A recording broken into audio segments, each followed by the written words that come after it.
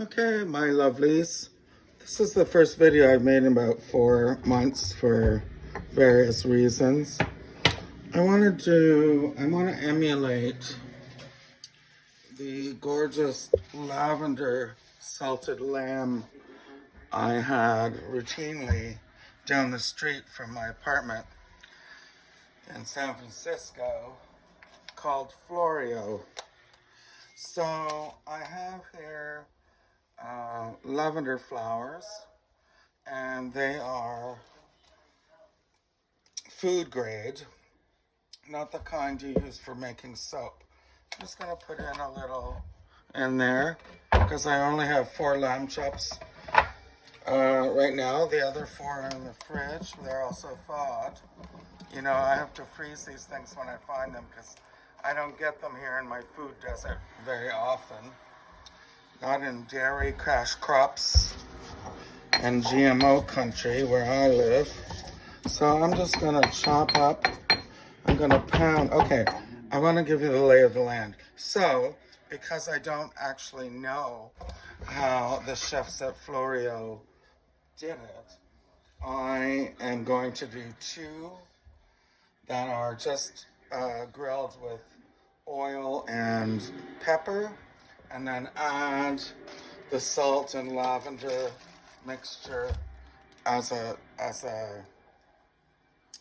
finishing salt, which I believe is how they do it. And then the other ones I'm going to do with salt and pepper, and then add the lavender. So just to see which way is better. So you need to pound this down because you don't want huge pieces of, you know, that noise in the background. That's Netflix. What can I say? Anyway, so I'm pounding this down. I'm getting it into a powder so it's edible and not like eating grass. I'm going to get out a little device here called a bowl. I can't move the camera, so I can't get out my little bowls, my little ramekins, and I'm going to divide this in half. And maybe I can find a ramekin. Oh, they're hidden, of course. Because, you know, who needs them except me every fucking day, every day? Okay, so here's 2 ramekins with some ground lavender. And I'm going to put the Malton flaky sea salt, the best finishing salt available, unless you live in Provence, and then you get similar products, but you need to go to Provence. And I'm gonna do a kind of half and half here. And I did not pound the salt into the lavender because I think that would be a travesty, and I doubt chefs at Florio did that. And actually, I don't want it so half and half. So I want to have less lavender, like that. I'm throwing this out. And I want more salt. Because nobody wants their food to taste like soap. And they certainly don't want to taste like California homes, which are constantly full of lavender, and it kind of nauseates me every time I enter a house like that, a mansion like that. Okay, so let's, I'd say that's a good mix. Can you see? There's probably 2 to 1 salt to lavender. This one's just lavender. And I've got cracked pepper. I do it in a spice grinder, so it's always fresh and available, because these things don't really work. They're great for the table, for people who think they need additional seasoning, when of course my seasoning's perfect. But it's polite to put it on a table, but it's useless. Look, nothing comes out. Nothing. Okay, so that's it. So I'm going to um, pepper. Oh, you know what? I'm gonna olive oil. I'm just gonna drop oil on it. Not very much, tablespoon. And I'm going to just flip them around. Oh, I wanted to mention that these have come to room temperature because that's how you grill meat and get the internal temperature properly done. Same with steaks or thick cut pork chops. Thin cut pork chops, they turn into shoes anyway, so who cares? Anyway, now my hands are greasy, but I can pepper them from a high. You know, people think that when Jamie Oliver says from a height, add the seasoning. That's not just pretension. That is so you can precisely determine where the salt's going to be and the pepper. From a height, I'm going to season 2 of them with kosher salt. See, I don't know if you can see, but if you do it from a height, you can literally tell how many grains are on it. I can count 20. And then you turn it, do the same. The other ones I'm not going to salt because I'm going to use finishing salt. So this is the experiment. The other thing you need to know is you can throw the rest out.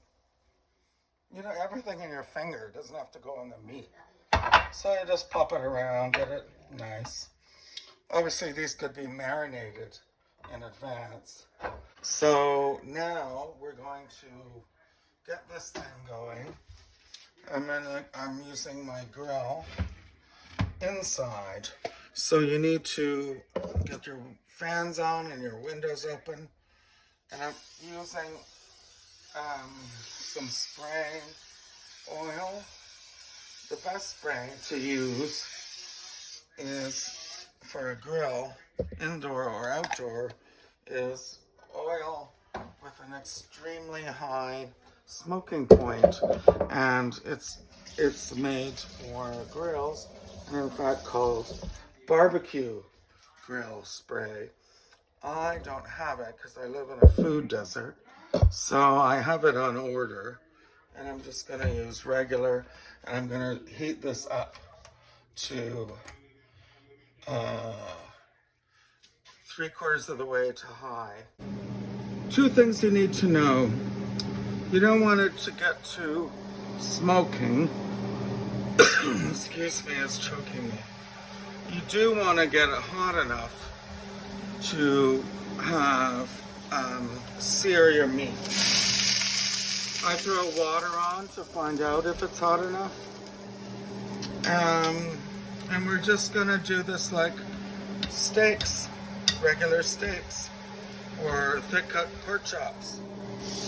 And you need to hear that sear. And I'm going to put the heat back on because I got too much smoke. Yeah, that's 2 things. But you need to have the meat, just like a steak, you need to have the meat at room temperature. If you're in a hurry, I'm kind of yelling here because the fan is on, and I don't have the timer, but I'll just check out the recording device here. So I've got the windows open, I've got the fan on, and I got the sizzle. So I'm going to do 2 minutes on each side, and I'm going to use the thumb test. This is this is well done. Use your finger. This is well done. This is medium well. This is medium, and this is medium rare.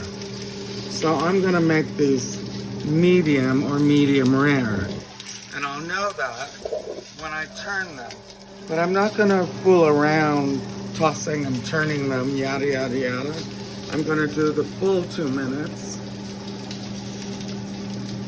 And then we're gonna do another full 2 minutes. So that was 2 minutes.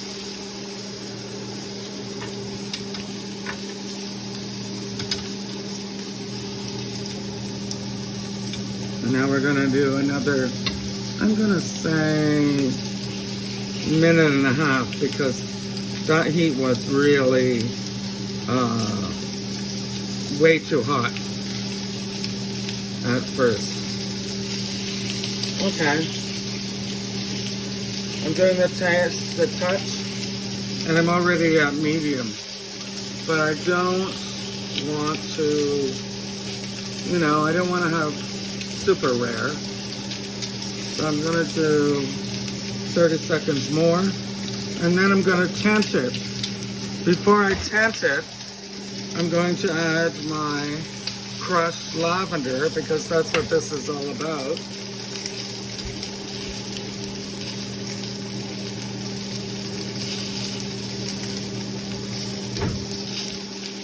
If you're doing the touch test, you'll realize that these are already done, and I can't find the aluminum foil.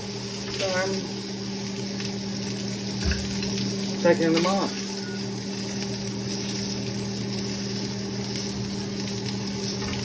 And I'm going to turn that off. Remember, these are just little things, and you don't want to cook the hell out of them. So I'm going to do the lavender, crushed lavender topping to make the delicious flavors come out. And as I showed you last week,